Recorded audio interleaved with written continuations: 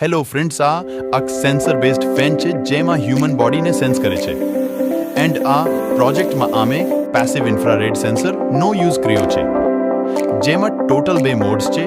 First sense time and બીજું sense frequency, જેમાં total 2 ટાઈપ્સના મોડ અવેલેબલ છે. ફર્સ્ટ સેન્સ ટાઈમ, જેમાં 3 લિમિટ્સ છે: 15 second, 45 second and last 5 minutes.